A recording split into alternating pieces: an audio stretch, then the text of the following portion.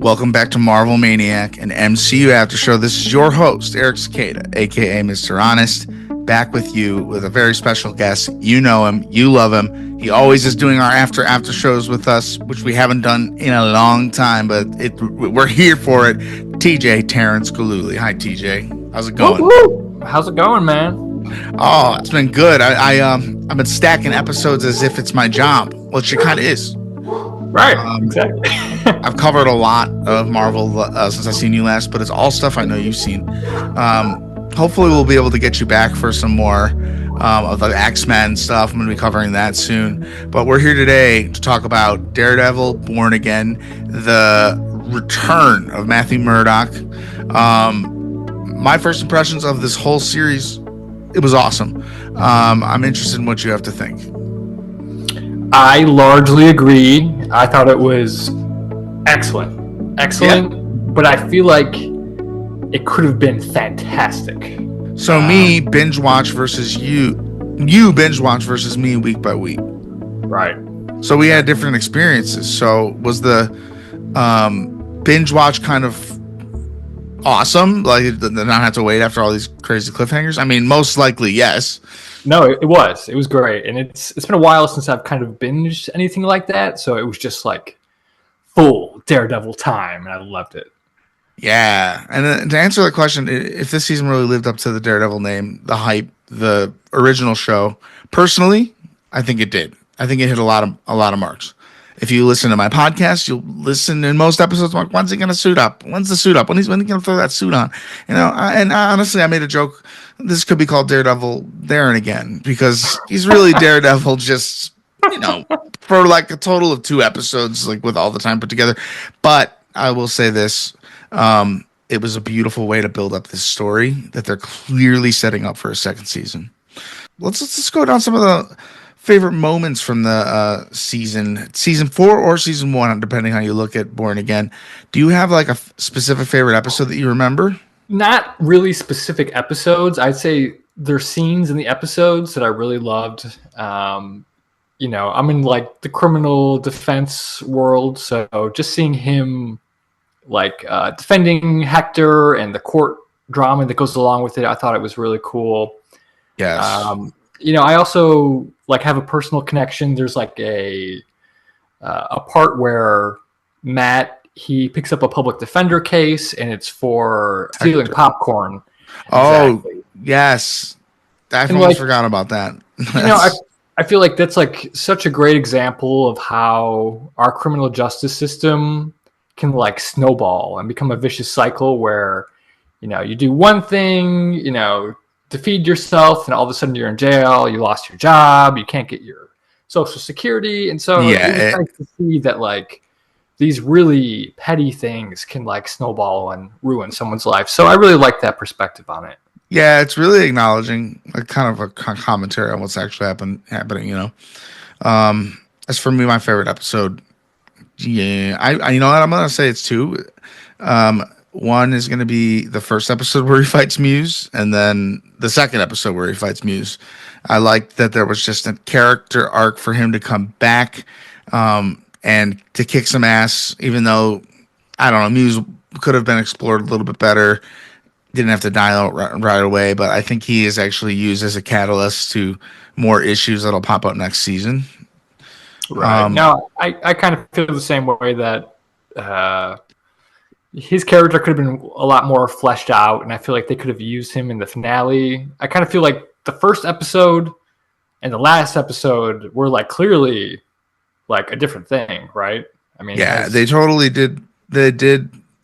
It's kind of known now that they actually recorded a whole series, and then they rehired people to finish it because it wasn't good. It was going to be like 18 episodes. So what we saw was the cut of the old footage as the meat, but then the beginning with Bullseye and everything, that epic opener that wasn't there before. And I said something as I was watching Daredevil. I'm like, you know what I think they did? I think that they just put that at the beginning, and now we're seeing the show where it takes him 4 episodes to become Daredevil, which it did. From that moment, aside from the night where we had that epic opening that was necessary to set a tone. If that wasn't there, and we waited that long to see him get suited up. Oh my god, it would have felt cheap. I think they made a Right. good decision. They didn't have time to do everything over, so they created the structure for the next season while putting the pieces of the puzzle just to complete this season. And I didn't think it was horrible. Yeah, I thought like if they had ignored Foggy and Karen, like whole part of that, and all of a sudden he was just like starting again with a new life, I feel like that would have been a really big mistake, which seems like that Yeah, was kind of their idea to do. So I'm yeah, really happy they brought them back, even though they killed off Foggy right away. But no, I thought it was still really good. yeah. I bought into his foggy and witness protection theory, and I guess that was too easy, or they want to save it for a second season to add more shock value. Just to think that he'd be going that long without letting Matt suffer and mourn his death just to be in witness protection, I don't think that's going to happen. But at I hope not. the same time, they could do it if they wanted to, and they would if they wanted. I personally think it won't happen. I think the whole point he's born again is because of Foggy. Like that Right. changed him when someone Yeah, comes close to him that died. exactly. You kind of lose the stakes if like you just bring him back. It's what this whole season is about is him kind of treading that line between like doing the right thing as Foggy would and doing the right thing as Daredevil would. Yeah, it's funny, not funny, but Foggy's actually a big presence in the show, despite him being alive, because Right. he he was a piece of Matt's soul. So like, that's why Matt's in such a dark place the whole series. And Right. I don't think he became born again until the very last moment where he gathers the army, or he's starting to at least. And I'd say, if you're going to be asking me a question like who had the best character arc or who had the best performance, let's be honest, this is going to be either Matt or Fisk, because they were very closely, in contrast to the other series, it was very much just their story and perspective, and we didn't really follow anyone else except for like Punisher. You know what I mean?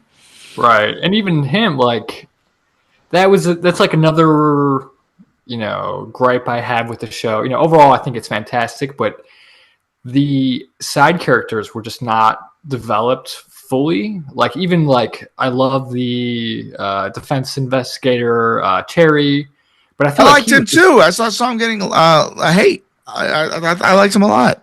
and like I would have just liked to see more of him and more of Muse and more of his girlfriend like doing her job and stuff. And so, like you said, I feel Yeah. like it's hard hmm to pick out any other arc between Matt and Fisk because that was like the whole show.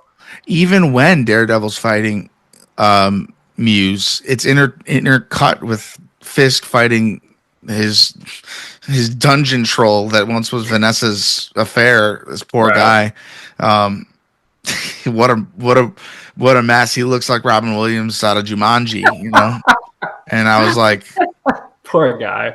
and then you find out that he was actually being kept in a place that was off the books legally, technically.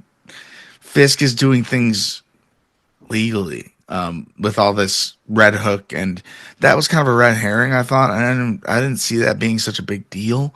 I should Yeah, have. fun. I should have. I feel like I should have, but I think they wanted it to be a big surprise, and how it tied into Foggy's death and all that. Exactly. I figured Matt would have maybe found that out, but but you know what? I think Matt was too hurt to even investigate outside of being Daredevil. I think he was broken. You know what I mean? Right. Yeah. I like the transformation of Matt this season. I think Charlie Cox's character development was just insane. When I'm saying that, like, when you see him crying on that roof, let me say it was one of the last scenes he filmed, and how he can jump in and make you feel that pain just by the look on his face, looking out over a rooftop. He literally killed a man, and you don't care because that guy ruined everything. But Right. bullseye. But at the same time, you don't care because like you just feel for Matt, one of the greatest superheroes in the MCU, and it's also been discovered he has the most screen time of any other superhero in the MCU now that Wow. he's in it. So if Wow. you gotta put him in a main character, like I put him up there with the big three now. I'm not even kidding. Like Wow. he's No, it's a good point. I didn't really think about it like that. Yeah, he's definitely being elevated. so you didn't have like a necessarily favorite episode, just kind of like the season. You had favorite moments. Was Cherry, was she like the only other character that you liked?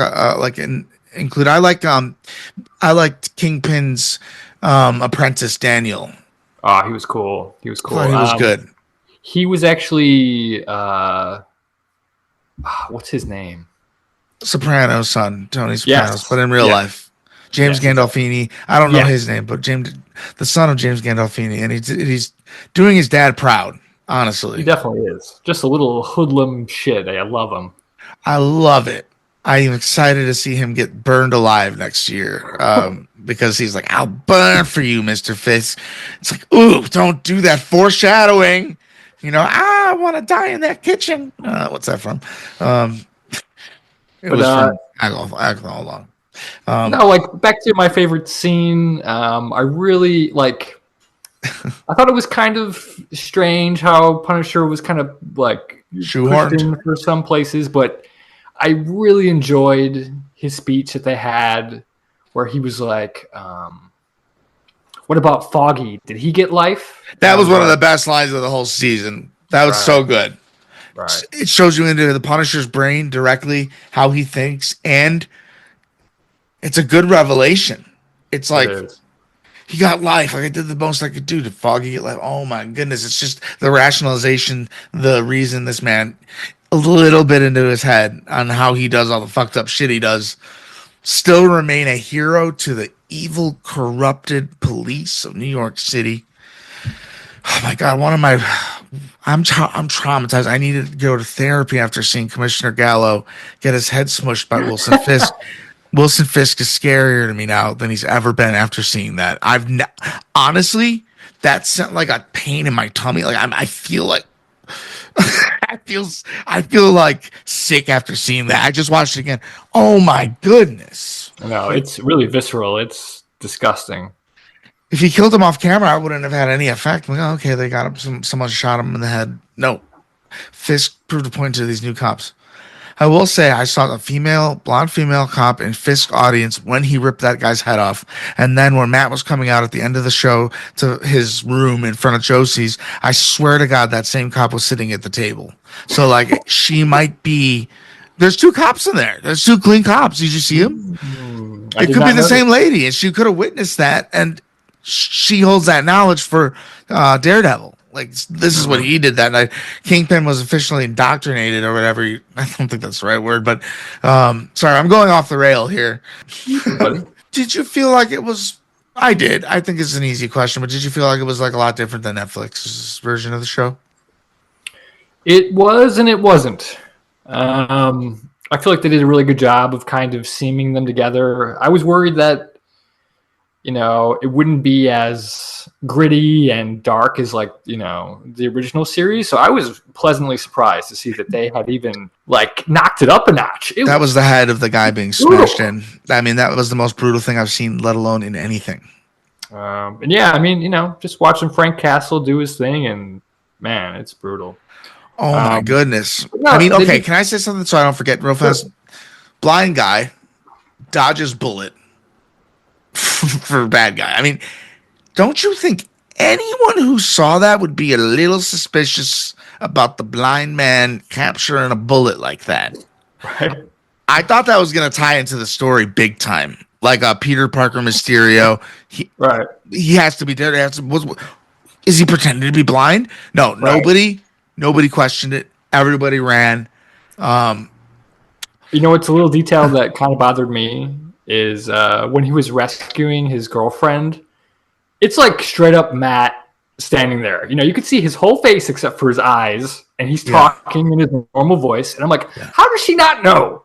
The trauma. How does she not recognize him? She is traumatized it to a point where she doesn't remember Daredevil coming to save her life because she told him at the beginning of last episode or whenever the episode was after she killed him. She said, I killed him. Neither of them saved me. She shoehorns them both in I'm saying shoehorn a lot today. They put them both in the same category. And that's not true. She's like, Daredevil didn't save my life. Yes, he did. You were about to die. There was a moment you were saved by him and then you killed the guy, but you were dying. You were about to die. It was so she's wrong, but it adds a little complexity to her character. But I don't like her anymore, and I don't want her.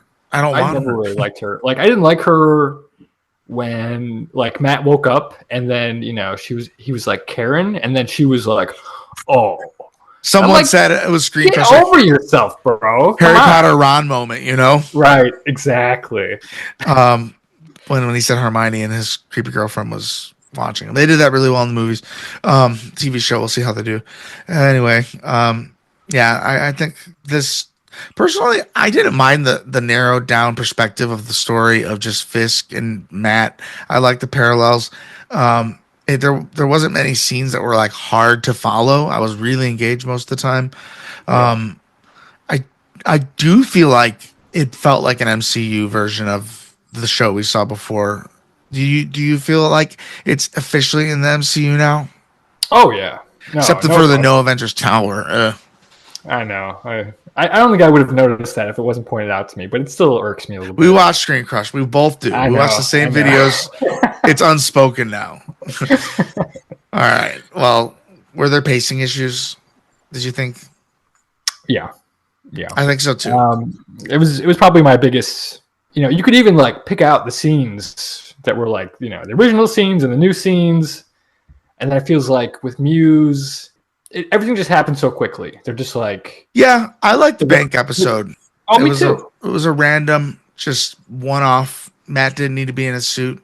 Crack some bones, bruise Right. some guys up, save Kamala Khan's dad, who does mention Kamala Khan like 50 times. Right. But I love it. I actually like him. I think he's really funny, the dad. No, me When too. he's in the Hulk green. Can you think of it? They got some good comedy in that show. I'll say it here. That's the next show I'm talking about on the podcast next week or the week after. We'll hold our Wednesday slot, Miss Marvel. It'll be our Wednesday show. So 6 weeks of Miss Marvel. If I get some MarvelManiac at gmail.com, if I get some feedback saying we don't want to hear all of that, can you narrow it down? I'll hear you out. However, I will argue that Miss Marvel, she plays a big part, and it looks like she's going to play a bigger part going on in the MCU. So I think it would be doing her a disservice to not do all those episodes, along with Loki season 2, going back and talking about all of those episodes. They seem very important to Avengers Doomsday. So we'll talk about that too as a little preview. Patreon.com/MarvelManiac while we're in the ad section. Support the show. It goes a long way. Or don't. We're just happy that you're here. What about improvements from the Netflix show? Did you like anything about it more? Like the pacing was a little off, but like any good standout moments? Yeah, I'm gonna do a general. I like their filming and how they did their sound design. I feel like the way that they portray Matt's abilities and stuff, and how they zoom and focus with the camera to show that, I think they did a phenomenal job. And I feel like the original Netflix show did a great job of that too, but I felt like they just really added to it. And it's kind of like a version of seeing inside Iron Man's helmet, but like it's just an effect that you get to see how they see. You get to relate to them from their perspective. Matt doesn't just look off in the distance and say they're here. And sometimes he does, because I mean the scene calls for it, but the fact that they go into those little zooms from the first episode, I love that. I love that too. Yeah, so I guess we should talk about Kingpin a little bit. Did you buy into anything he was laying out in the first episode? Like, did you see a mayor moved on from being a bad guy? Did you think that maybe he stopped being a bad guy for any minute, or were you like Matt, sus? I thought they did a pretty good job of keeping it ambiguous. Like, I was wondering, like, oh, maybe he is, trying to start new and do some good for the city. And so it definitely had me questioning it. And I was like Matt in the diner, and I was like, trying to size him up and try to, understand what he's doing. But of course, he's always got some big plan in the back pocket, and his mayoral candidacy was like a bigger springboard for his criminal empire. So right, I thought it's not Hell's Kitchen. It all tied in. Yes, right. It's all New York now, not Hell's Kitchen. I love New York. I want to do his impression, but I'm not that good at it. Oh, I try so hard. D'Onofrio was just awesome. Like he was so fun to watch. I heard that he described Fisk as child and monster. And he does like an incredible job of showing that, like where he had Vanessa's lover. Mine. and he like showed him, and he was like, "But I am getting better." I was like, "Oh my god!" He just portrayed it like a 9-year-old child. It was just I love your impression, man. It was really good. And you're right. You are right. But another moment where he actually starts to beat the shit out of the guy. He's like, mine. Like, did he really say that? Because I only noticed that in the second time, I'm pretty sure. Like, sure, he's such a baby. A big, scary baby. I think I'm sorry, I'm going to bring it up last time for this 10th total time on the podcast. If we didn't get that scene of him smushing that guy's head, he wouldn't be as great of a perceived threat. Okay? Right. That was gritty. That was naughty. And that was Kingpin right there. Man, It was like your Heisenberg. It was like that moment, but if then he took a gun and shot the guy, they outbreaking bad this thing, man. I'm sorry, I'm going crazy. So we did our little talk about Kingpin, you know. Do you have any other thoughts from like the Kingpin effect backwards? Yeah, I mean, like I'm hoping that going forward, he's like the new big bad of like the street level, thing. And like, I thought it was really cool how in one of his speeches he actually mentioned Spider-Man. I don't know if you picked that up. He was like, oh yeah. And so I noticed that. I hope this opens the doors for a Daredevil, Spider-Man, Punisher team up. Dude, what's Spider-Man doing during all this? Like, honestly, this New York is in a situation. We need to see Spider-Man soon. Right. I heard a theory or an idea. I think Colton Ogburn of Screen Crush, he has his own channel now, which is pretty cool. And he posts theories.